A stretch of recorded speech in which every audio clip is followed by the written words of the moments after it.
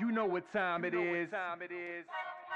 You know what time it is. How firm thy friendship.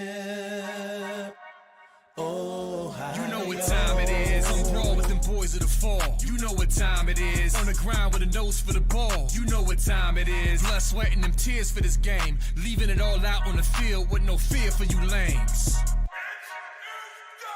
Yeah, you know what time it is. Come brawl with them boys of the fall. Covered in gray and scarlet, massive, stiff arms to your jaw. We breaking it. We sick of seeing you clowns with the crown. We taking it.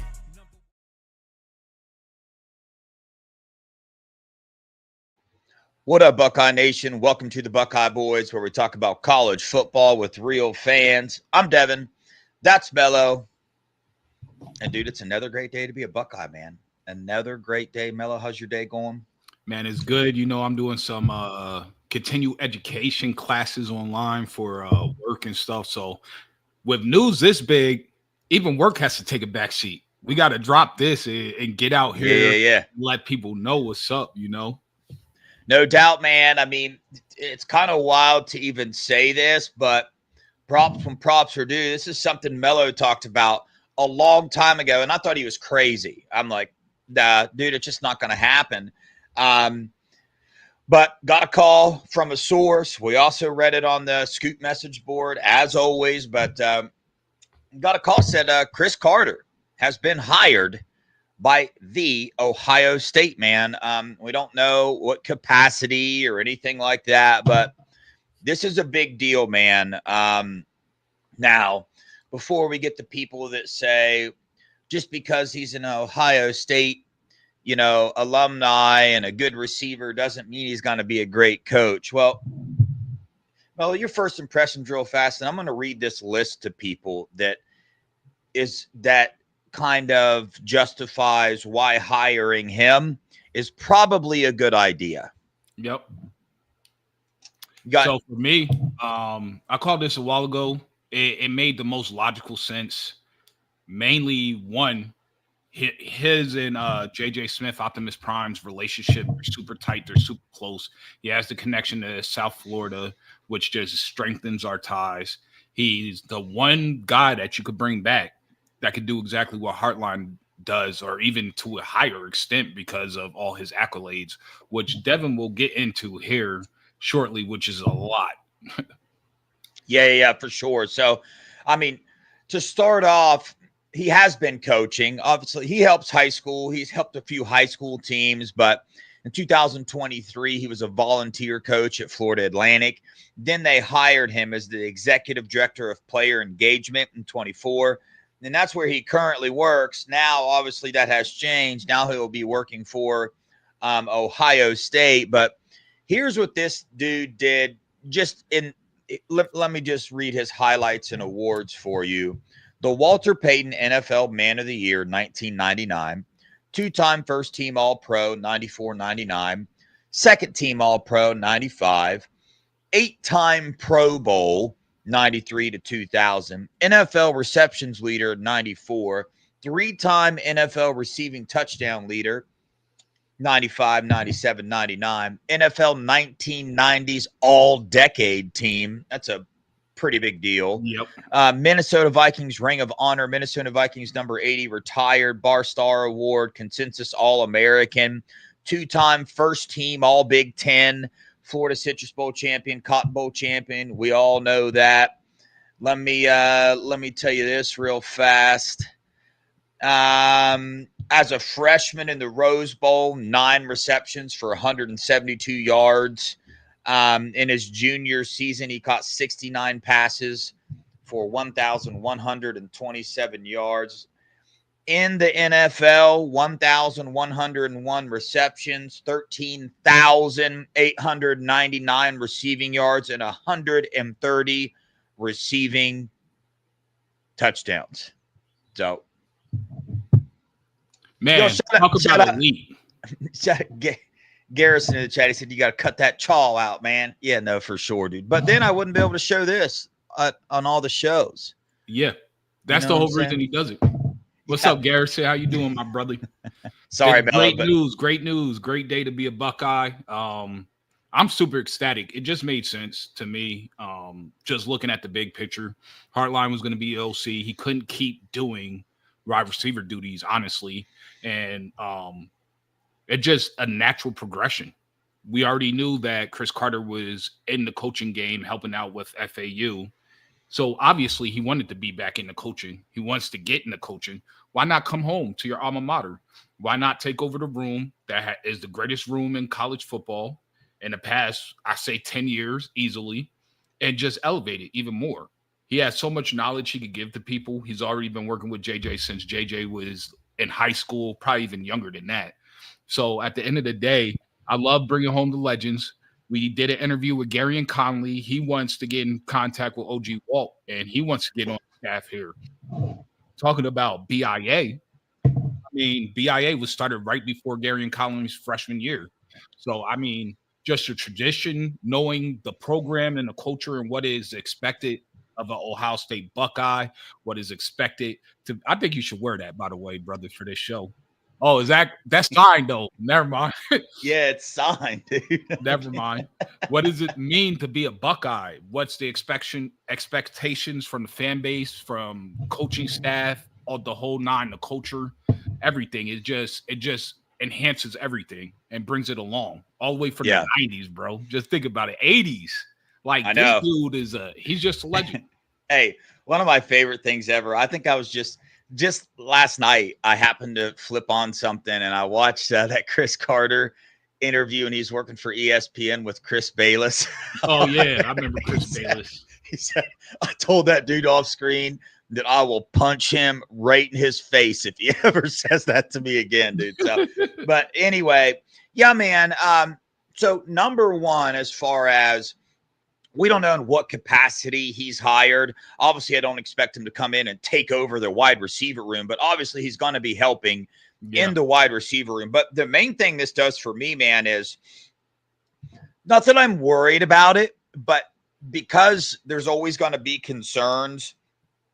One of my concerns this year is Brian Hartline taking over the offensive. I would be lying to you if I didn't tell you that was at least on my list of, I think he's going to be fine. I think it's going to work out good. But it's still a concern of mine, man. There's going to be some things there. And what made that concern even worse was this dude has to coach wide receivers and be the offensive coordinator. I just don't know. Now, I know we got Coach Jordan in there doing his thing, but it's just like, dude, we've got to do something here. So, again, add this on top of all the others that Ryan Day is hiring, especially with NFL experience. This is amazing, dude. Another check on the box for Saban-like moves that he is doing. And people's number one argument is going to say, well, just because, he's an Ohio State alumni and has all these awards doesn't mean he's a good coach. Okay, you got us there. But Ryan Day hired him, dude.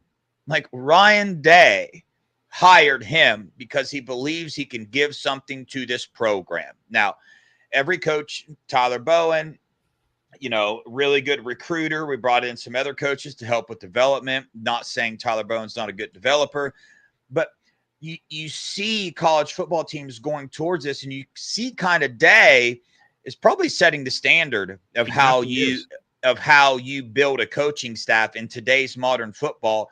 With nil and recruiting and wanting to keep your players around, when you hire coaches like Chris Carter to be on your coaching staff, there's a reason for players and receivers to come to Ohio State and to stay at Ohio State, and the experience that he can instill in these. If anything, I mean, to try to say that Chris Carter will not at least bring some value to the table to this team because of his experience and awards that he has won would be crazy. It's not crazy to say, well, he's not going to be an elite coach. Nobody knows that yet. I agree.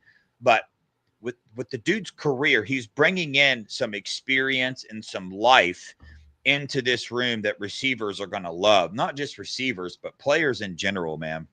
Absolutely. I just want to say this might be Oregon's worst nightmare, especially when it comes to Caden Dixon Wyatt, that they're putting a lot of eggs into all that basket. I think I think that we led for him for a while. Like once he came on his visit, I think this might help solidify it, especially with the connections that we have with SFE and CC being from South Florida. At the very least, what this does is it at the minimally it keeps our recruiting in terms of the zone 6 at the same level. Because if Hartline had to leave the wide receiver room and we didn't have a replacement like a CC, it would take a little bit of a dip. I don't think it will fall off, but it would definitely take a dip. It would open up the door or crack the door for, let's say, a UGA that's trying to use their NIL right now, even though they've never really been a pass-heavy team to wide receivers. But I think that's going to change this season, especially because their O-line is a little shaky and they haven't been running the ball that well. Oregon, obviously, and then Texas. So, and USC is on the rise right now as well. So this helps in terms of maintaining the dominance of Zone 6. Yeah, for sure. And again, shout out Buckeye Scoop over there, man. Yet again, dude, seems to get something right. Nail on the head here. Hold on. So you mean they do get stuff right? Because I heard that they're just like a little troll show. I know, man. That's just not true, though. I mean, just go watch it and you'll see. You know what I'm saying? But hired, and there is going to be an announcement. I don't know when that announcement's going to be, but I keep looking at like other message boards and stuff to see if anybody else is talking about this, and they're not. But like I said, we got a phone call and it's on there. So go check out the Buckeye Scoop message board. But I'm just pumped for the coaching staff that Ryan Day is putting together here, the recruiting momentum that we have, the fire that these players are coming with, listening to their interviews today, dude.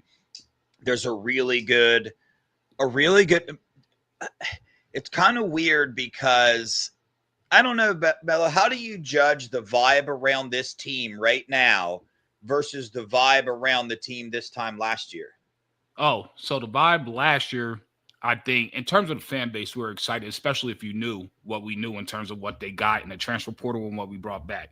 What I'm seeing from all these interviews that I'm watching and stuff and dissecting, the team is extremely hungry. It's almost as if they didn't even win last year. They're super hungry. They're super self-motivated. Like you said, this is why I think Day is the best coach in college football. I understand why people pine over Kirby Smart. It's understandable. But I just think the difference is culturally, like you always pointed out with Ohio State and Georgia, is not comparable to, in my opinion. And Coach Day is the only coach that I see right now that he'll identify a problem and then go out of his way to find a solution for it. He has a military mindset. Whether it works all the time or doesn't, he's always trying to be better, even if that's that 1% that you always hear them say, be 1% better every day. So with these hires, it shows who Day is. And I think we're about to go on a dynastic run because of it, because the players are still hungry. They're motivated. They want to go hard at practice. They're hitting each other. They're getting in fights, but not in too much of a throwing fists, but they're fighting at spring ball. What do you think they're going to do to other teams, man? Yeah, like, I think the ceiling is high. There is no glass ceiling for this team, and they're super locked in. They know it's going to be tough. Jermaine Matthews already said it's going to be really hard to repeat, but that's their goal, and that's what they're aiming for, and that's what they want to do is repeat, and that's why you see them motivated and going hard. Yeah, 100%. I'm excited to tune in to Scoop tonight and hear more details about this hire. I'm sure they'll have more information on exactly, the position he's been hired at, different things like that. But a lot of momentum for this team right now. Absolutely love what Ryan Day is doing with the coaching staff again. Stay tuned. We'll be on the night. Got another recruit coming on. I do believe a 2027 recruit, though. And we'll be talking to him and then moving on to our normal show. And then on Wednesday, we got some back-to-back coming to you. We got Deuce Gerald's, and then we got another Ohio State parent coming on who we're going to interview, talk to them a little bit about what he thinks about the Buckeyes this year, go from there. So stay tuned, man. Got a lot of good stuff coming your way. So, Mello, any final words? Yeah, you do not want to miss that Wednesday show for sure. If anything, you definitely want to be here Wednesday. Deuce Gerald's, kid is electric. is going to be a great interview. And the surprise guest we have after that, you don't want to miss it. Tune in.